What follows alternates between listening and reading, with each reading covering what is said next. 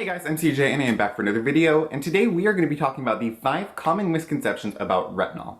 So the other day I was screwing around online, kind of thinking of what videos I want to do, looking at different products that I want to pick up, looking at ingredients, and I came across multiple articles that were talking about common misconceptions about retinol, and like things that people think you can't mix with retinol, you can't do with retinol. So I thought I will put together a list of 5 common misconceptions and share them with you guys, because some of these were actually new information for me as well. So I thought it could be very beneficial for everyone because I found it quite beneficial myself.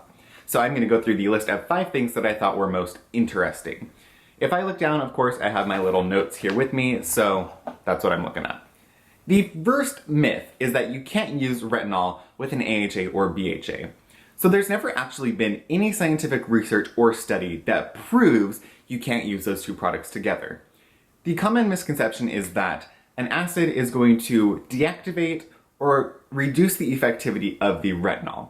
There's actually been many scientific studies that show using an acid with a retinol is not only going to work together well, but it's actually going to increase the benefits of the retinol product. So you can use them together. Of course, you need to listen to your skin. Don't throw a bunch of potent ingredients on it all at once. But I think this kind of misconception probably came from, well, and all of these misconceptions probably comes from the fact that retinol is quite potent and mixing other active ingredients can be too much for some people's skin. So I wouldn't recommend slapping on a 500% glycolic acid and then throwing on your prescription strength retinol. Your face probably will have just a little bit of irritation, but if you are a veteran retinol user or you're quite accustomed to using acids, you can now think about using a retinol product with maybe a lighter acid, such as like the Pixie Glow Tonic, or something that's going to be a little bit more gentle, maybe not like your P50 or Dr. Dennis Gross pads, but something a little more gentle that's going to give you the best of both worlds. The next myth is that the pH of AHAs and BHAs reduce the effectivity of retinol. So the idea behind this is that because acids obviously create a more acidic environment on the skin, that it's going to reduce the effectivity of retinol. This is incorrect because retinol is actually found naturally within the skin. And we know that the skin has a acidic pH of around 5.6. So that right there tells us that retinol lives and thrives in an acidic environment. So when you add an acid to the skin, it obviously creates a more acidic environment, which has shown that the retinol thrives in that sort of environment. So the pH of the acid is actually going to help boost the benefits and effectivity of the retinol. It's not going to reduce the benefits of the retinol. I'm going to say retinol and acid probably 150 times in this video, so maybe play like a shot game or drinking game or whatever you want to do. The third myth is that retinol exfoliates the skin, so I don't need to use an AHA or BHA with it. So this kind of is a multiple misconception all in one. Retinol does not exfoliate your skin, at least not in the conventional way of thinking. So when you think about an AHA or BHA product, those are going to help shed unhealthy or dead skin cells at a superficial level, if not just slightly below the skin. A retinol is an antioxidant that is found within the skin that actually helps to increase your skin's cell turnover rate, and it's going to absorb in at deeper levels to help restore your skin, create more firmness, help with collagen and elastin production, and is going to just create a healthy cell cycle. It's not actually going to exfoliate. What people generally think is that the flaking that can occur with retinol is actually exfoliation. In reality, that can be one of 3 main things. 1, the retinol is too potent for your skin, or your skin is not necessarily used to that concentration, so it creates a certain amount of irritation on your face that results in flaking. 2, you're probably using the retinol a little too frequently for what your skin can handle. If you're new to retinol, maybe once a week. If you are a veteran retinol user, you might use it 3 to 4 times a week, or if you use a prescription, it might be every other day, whatever works for your skin best. Or 3, your skin is not healthy or it is unbalanced. The thing about retinol and other very potent, scientifically backed active ingredients is that when it's applied to unhealthy or unbalanced skin, it's going to put that skin through sort of a purge, flaking, irritation period.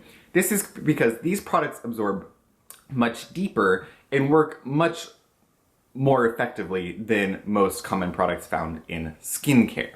So it's going to put your skin through sort of an irritation, flaky, dry, purging stage that it wouldn't go through with just conventional skincare products. So that's not actually exfoliation, it's actually your skin coming back to normal or reacting to the frequency or the strength of the retinol product. So you're not experiencing exfoliation, you're experiencing some sort of irritation. So if you're using a acid product with your retinol, you would want to either decrease the frequency of your retinol or your acid if you're experiencing flaking or irritation. Or don't use them together if it's too much for your skin. That is always an option. Number 4, you can't use retinol during the day. Now this is one that I don't necessarily agree with. It's scientifically backed, and I know that I'm gonna debunk this, but I wouldn't recommend doing this. This is just for me. I work kind of outside sometimes, so I would never think about doing this, but it is an option for you guys. And maybe if you work in more of an office environment or you're at home, this could be beneficial for you. But the 4th misconception is that you can't use retinol during the day. So retinol and some other active ingredients like vitamin C or acids sometimes is believed that you can't use it during the day. But it's actually been proven that, of course, we know vitamin C works well under SPF and actually increases the benefits of SPF, but retinol also works well and remains stable under SPF. Of course, retinol is going to create a certain amount of photosensitivity because it's quite potent going into deep layers of your skin and boosting cellular turnover.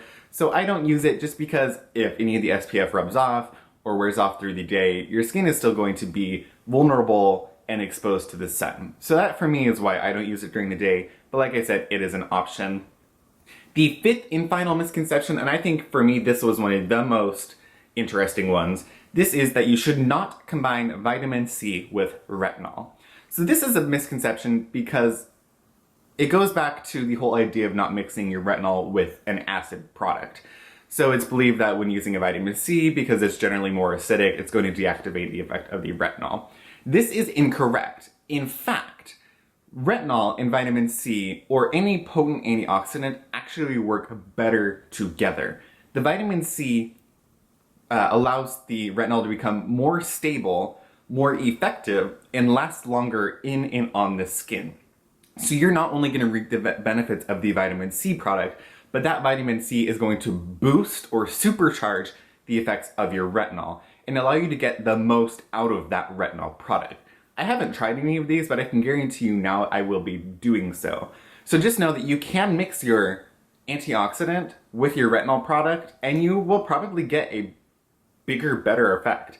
I'm actually pretty interested in this, and now I went through my sort of like retinol stash, and I did find that one of my products, the xoxo clinical retinol that I've been using, does mix vitamin A, E, and C with a 1% retinol. So there you go. That makes sense. So that's it for this video, guys. Let me know if you found this interesting, and let me know if you would like me to do like a myth video on any other products. I thought this was kind of fun, and I definitely learned something. So of course, don't forget to give this video a like if you don't hate me. Comment down below because I love talking to you guys, and find me on Instagram, Snapchat, and on Facebook. That's all for this video, guys, and I should be coming out with my PM skincare routine for the winter in the next video. Or maybe it will be before this, but it's probably going to be after this. Sorry, it took me a long time, but it's kind of an involved process, but enough of that. See you guys next time, guys. Bye.